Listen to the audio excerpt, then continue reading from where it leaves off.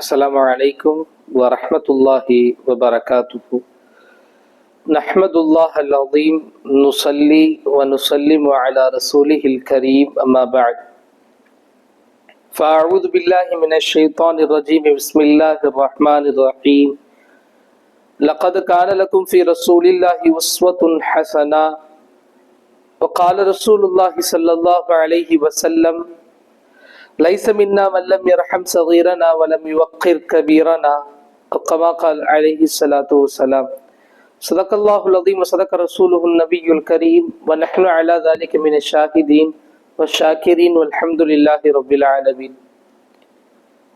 அல்லாஹுக்கே எல்லா புகழும் அருமை நாயகம் முஹம்மது ரசூலுல்லாஹ் ஸல்லல்லாஹு அலைஹி வஸல்லம் அவர்களின் மீதும் அன்னலாரின் நிர்வாகத்திற்குரிய உம்மத்தினர்களின் மீதும் குறிப்பாக இக்காணொலியில் இணைந்திருக்கிற நம்ம துணை நபர்களின் மீதும் எல்லாம் வல்ல அல்லாஹ்வின் நன்னருள் என்றென்றும் நின்று நிலவட்டுமாக ஆமீன். அல்லாஹ்வினுடைய பேரருளால் கடந்த நாட்களாக நாம் அகிலத்தாருடன் அன்னலார் என்கிற ஒரு தொடர் தலைப்பில் பெருமானார் ஸல்லல்லாஹு அலைஹி வஸல்லம் அவர்களுடைய வாழ்வியல் நெறிமுறைகள் இந்த உலகத்தாருடன் எப்படி இருந்தது என்பதை குறித்து நாம் பார்த்து வந்தோம். அந்த வரிசையில் நேற்று நாம் கடைசியாக பிள்ளைகளுடன் பெருமானார் ஸல்லல்லாஹு அலைஹி வஸல்லம் அவர்கள் எப்படி தங்களுடைய வாழ்வியல் நெறிமுறைகளை மேற்கொண்டார்கள் என்கிற செய்திகளை எல்லாம் பார்த்தோம்.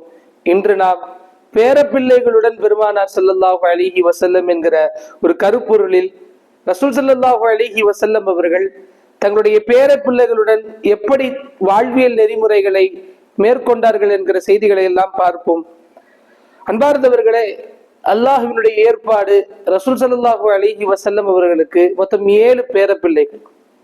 ரசூலுல்லாஹ்வுடைய பிள்ளைகளை போல ரசூலுல்லாஹ்வுக்கு மொத்தம் 7 பேரப்பிள்ளைகள். பிள்ளைகளும் 7 நபர்கள், பேரப்பிள்ளைகளும் 7 பேர்.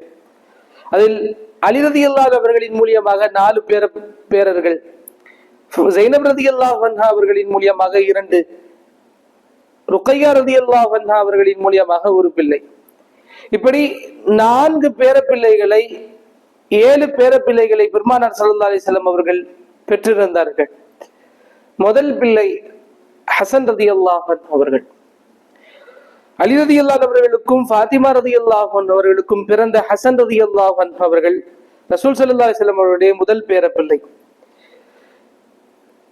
தங்களுடைய ஹிஜ்ரி 3 ஹசன் ரலியல்லாஹு அன்ஹு அவர்கள் பிறக்கிறார்கள். வஃபாத் ஆகிற போது ஹசன் ரலியல்லாஹு அவர்களுக்கு 46 வயசு. ஹிஜ்ரி 49 வஃபாத் ஆறாங்க ஹசன் ரலியல்லாஹு அன்ஹு. ரசூல் ஸல்லல்லாஹு அலைஹி வஸல்லம் வஃபாத் ஆகும் போது ஹசன் ரலியல்லாஹு வயது 7. இரண்டாவது பிள்ளை நாம் எல்லாம் அறிந்த ஹுசைன் ரலியல்லாஹு அன்ஹு அவர்கள் ஹிஜ்ரி 4 பிறக்கிறாங்க. 1 வருஷம் தள்ளி தம்பி பிறக்கிறாங்க. ஹிஜ்ரி 4 ஹுசைன் ரலியல்லாஹு அவர்கள் பிறக்கிறார்கள். வஃபாத் ஆகுவது ஹிஜ்ரி 61. நாம் எல்லாம் அறிந்த சம்பவம், கர்பலாவிலே ஹசன் ரலியல்லாஹு ஹுசைன் ரலியல்லாஹு அன்ஹு அவர்கள் ஷஹீதாக்கப்படுகிறார்கள். மூணாவது பிள்ளை உம்மு குல்சூம். ரசூலுல்லாஹ்வுடைய மகள் பேரும் உம்மு குல்சூம், பேத்தியின் பேரும் உம்மு குல்சூம். அலி ரலியல்லாஹு அவர்களுக்கு பிறந்த பிள்ளை தான் உம்மு குல்சூம். 4வது ஸைனப் ரலியல்லாஹு அன்ஹா. அலி ரலியல்லாஹு அவர்களுக்கு பிறந்த பெண் குழந்தை ஸைனப் ரலியல்லாஹு அன்ஹா. அலி ரலியல்லாஹு அவர்களின் மூலமாக 4 பேரர்கள். 5வது ருக்கையா ரலியல்லாஹு அன்ஹா அவர்களின் மூலமாக பிறந்த அப்துல்லாஹ் இப்னு உஸ்மான் இப்னு அஃபான். 6 வயது வரை உயிருடன் இருந்தார்கள். பிறகு வஃபாத் ஆகிவிட்டார்கள். அல்லாஹ்வினுடைய நாட்டம். 6வது உமாமா ரலியல்லாஹு அன்ஹா. ஸைனப் ரலியல்லாஹு அன்ஹா அவர்களுக்கும் அபுல் ஆஸ் ரலியல்லாஹு அன்ஹு அவர்களுக்கும் பிறந்த குழந்தை உமாமா ரலியல்லாஹு அன்ஹா அவர்கள். அதே ஸைனப் ரலியல்லாஹு அவர்களுக்கும் அபுல் ஆஸ் ரலியல்லாஹு அன்ஹு அவர்களுக்கும் பிறந்த குழந்தை அலி ரலியல்லாஹு அன்ஹு. அலி ரலியல்லாஹு அவர்களை போலவே இந்த பிள்ளைக்கு அலி என்கிற பெயரை பெருமானார் ஸல்லல்லாஹு அலைஹி வஸல்லம் அவர்கள் சூட்டியிருக்கிறார்கள். அன்பார்ந்தவர்களே, இதுல ஒரு தங்களுடைய பிள்ளைகளின் பெயரும் பேத்திகளுக்கு பெருமானார் ஸல்லல்லாஹு அலைஹி வஸல்லம் சூட்டியிருக்கிறார்கள் என்கிற ஒரு செய்தி நாம் கருத்தில் கொள்ள வேண்டியது. மொத்தம் 4 பேர பிள்ளைகள், 3 பேத்திகள் பெருமானார் ஸல்லல்லாஹு அலைஹி வஸல்லம் அவர்களுக்கு. ரசூல் ஸல்லல்லாஹு அலைஹி வஸல்லமுடைய வம்சாவளியினுடைய விருத்தி என்பது ஹசன் ஹுசைன் ரலியல்லாஹு அன்ஹு அவர்களின் மூலமாக தான் ஏற்பட்டது. மற்ற யாரு மூலியமாக ரசூல் ஸல்லல்லாஹு அலைஹி வஸல்லம் வம்சாவளியினுடைய விருத்தி என்பது ஏற்படுவதில்லை. ஹசன் ஹுசைன் ரலியல்லாஹு அன்ஹு அவர்களின் மூலமாக மாத்திரம் தான் ஏற்படுகிறது. அப்படி ஹசன் ரலியல்லாஹு வழியில வந்தவங்களுக்கு எல்லாம் ஹசனி என்பது பெயர். ஹுசைன் ரலியல்லாஹு அவர்களின் வழியில் வந்தவர்களுக்கெல்லாம் ஹுசைனி, அந்த கோத்திரத்தை சார்ந்தவர்கள் என்கிற பெயர் இன்று வரை நிலைத்திருக்கிறது. அன்பார்ந்தவர்களே, வாருங்கள் தலைப்பினுடைய கருப்பொருளில் செல்வோம். பெருமானார் ஸல்லல்லாஹு அலைஹி வஸல்லம் அவர்கள் இந்த 7 பேர பிள்ளைகளுடன் எப்படி தங்களுடைய அணுகுமுறைகளை வைத்திருந்தார்கள்? முதல் அணுகுமுறை, ரசூல் ஸல்லல்லாஹு அலைஹி வஸல்லம் அவர்கள் பிறந்த பேர பிள்ளைகளுக்கு காதிலே பாங்கு ஓதுகிறார்கள். பொதுவா ரசூல் ஸல்லல்லாஹு அலைஹி வஸல்லம் உடைய அணுகுமுறைகள் எல்லாம் அறிவியலும் ஆன்மீகமும் சேர்ந்ததாக இருக்கும். ரசூல் ஸல்லல்லாஹு அலைஹி வஸல்லம் எது செய்தாலும் அதிலே அறிவியலும் ஆன்மீகமும் இருக்கும். ஆன்மீக ரீதியான கருத்தாக்களும் ரசூல் ஸல்லல்லாஹு அலைஹி வஸல்லம் செயல்பாட்டுகளில் நிச்சயமாக இருக்கும். ரசூல் ஸல்லல்லாஹு அலைஹி வஸல்லம் பிறந்த குழந்தையை காதுல பாங்கு ஓதுறாங்க. அபூ ராஃபி ரலியல்லாஹு அன்ஹு அறிவிக்கிற ஹதீஸ்ல பார்க்கும்போது, ராயித்து நபிய ஸல்லல்லாஹு அலைஹி வஸல்லம் அத்ன ஃபீ உதுனில் ஹஸன் ரலியல்லாஹு அன்ஹு ஹீன வலதத்துஹு ஃபாத்திமா. ஃபாத்திமா ரலியல்லாஹு அன்ஹா அவர்கள் பெற்றெடுக்கிற ஹஸன் ரலியல்லாஹு அன்ஹு காதுல ரசூல் ஸல்லல்லாஹு அலைஹி வஸல்லம் முதல்ல பாங்கு ஓதுறாங்க. பொதுவாகவே பிறந்த குழந்தைகளின் காதுகளில் பாங்கு ஓதுவது என்பது நடைமுறை, ரசூலுல்லாஹ்வுடைய வழிமுறை. ஏன் ரசூல் ஸல்லல்லாஹு அலைஹி வஸல்லம் பாங்கு ஓதுனாங்க? இதுக்கு ஆன்மீக ரீதியான காரணம் என்ன தெரியுமா? யகூனு அவ்வலுமா யஸ்மஉ திக்ருல்லாஹ். பிறந்த பிள்ளையுடைய காதுல முதல்ல கேட்க வேண்டியது, பிறந்த குழந்தையின் செவிப்புலனை தட்ட வேண்டியது அல்லாஹ்வுடைய திருநாமம். இரண்டாவது காரணம், ஐயத்துருது ஷைத்தானு அன்ஹு.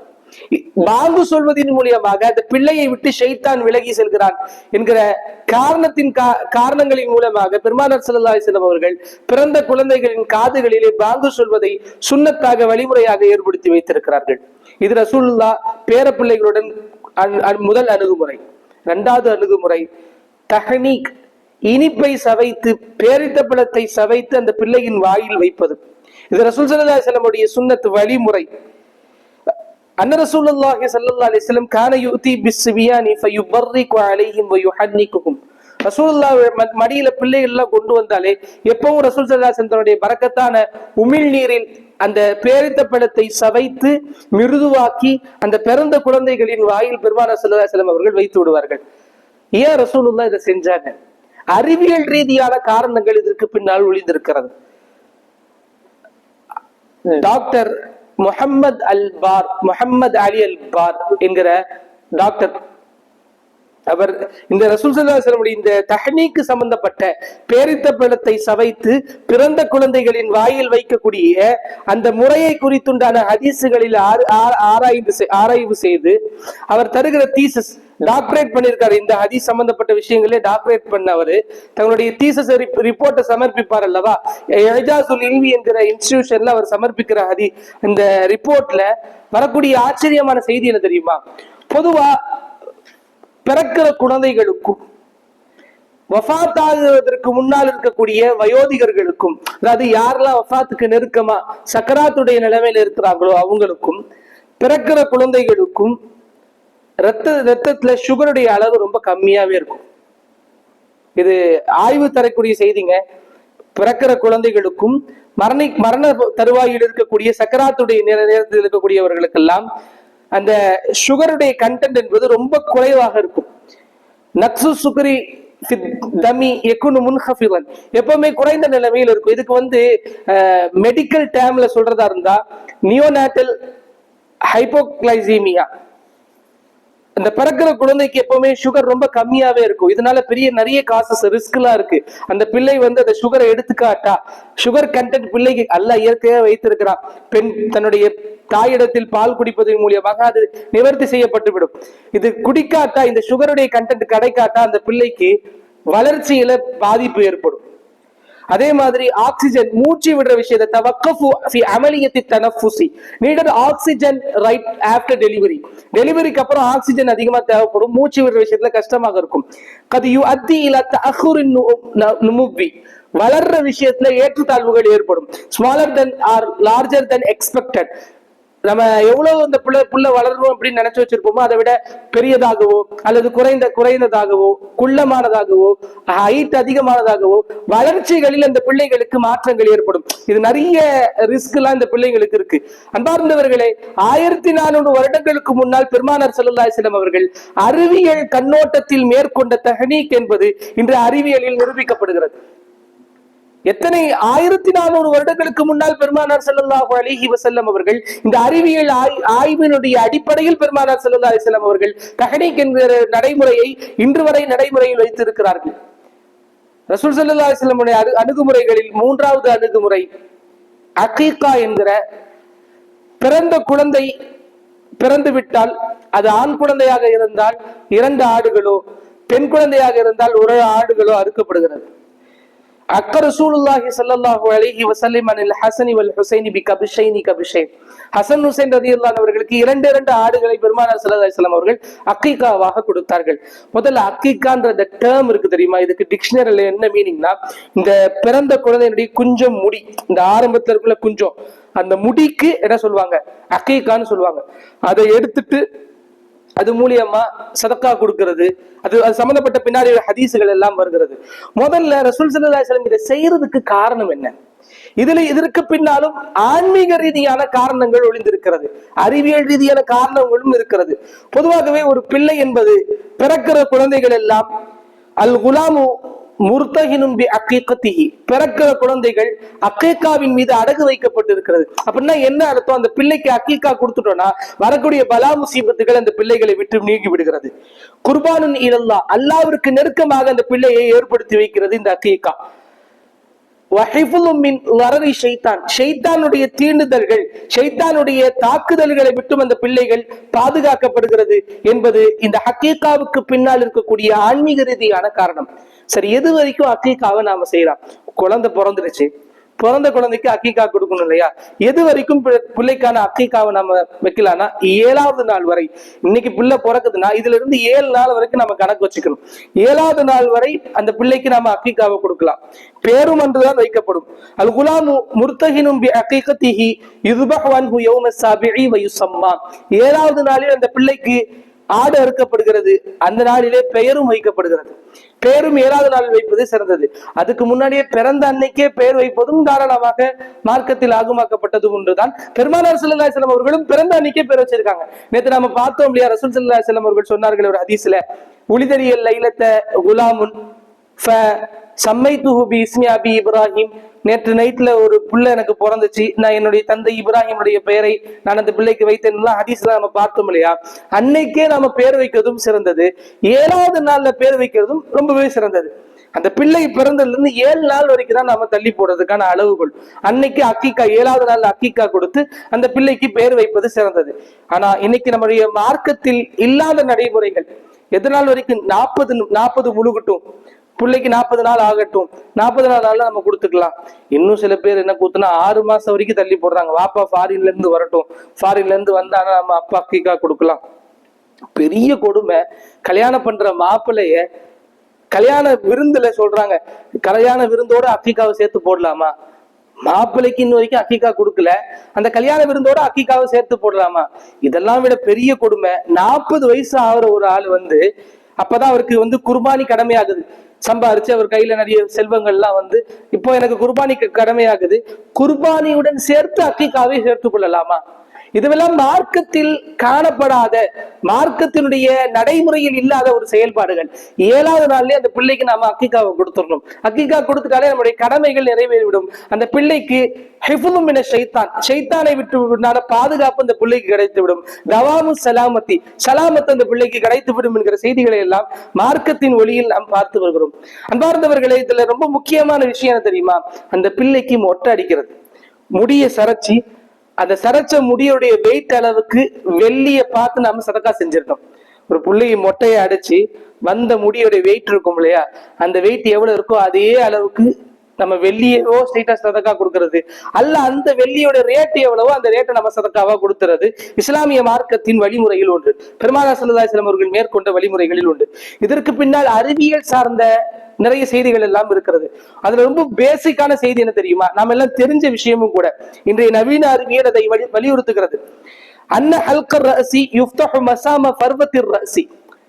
பொதுவா பிள்ளைக்கு மொட்டை அடிக்கிறது அந்த முடியினுடைய கால்ல இருக்கக்கூடிய அந்த ஓட்டைகள் எல்லாம் அடைச்சிட்டு இருக்கும், அதையெல்லாம் ஓபன் பண்ணி யுசாஇது அலா இம்பாத்தி ஷாரி, முடி நல்ல வளர்ச்சி பெறுவதற்கு காரணமா இருக்குது. இன்னைக்கு நிறைய பேர் 60 நாள் கிட்டத்தட்ட 1 வருஷம் வரைக்கும் பிள்ளைக்கு முடிய வெட்டாம இருக்காங்க. கேட்டா பிள்ளைய நாங்க பத்திரமா பாதுகாத்துக்கிறோம், பிள்ளைக்கு ஏதாவது ஆயிடுச்சுன்னா, இஸ்லாமிய மார்க்கத்தினுடைய வழிமுறையும் அதுதான், அறிவியல் வலியுறுத்துவதும் அதுதான். பிள்ளைக்கு நல்ல முடி வளரணும்னா அந்த 7வது நாள்லயே மொட்டையை அடிச்சு அதுக்கான அளவுக்கான நம்ம சதக்காவை கையில கொடுத்துடணும்.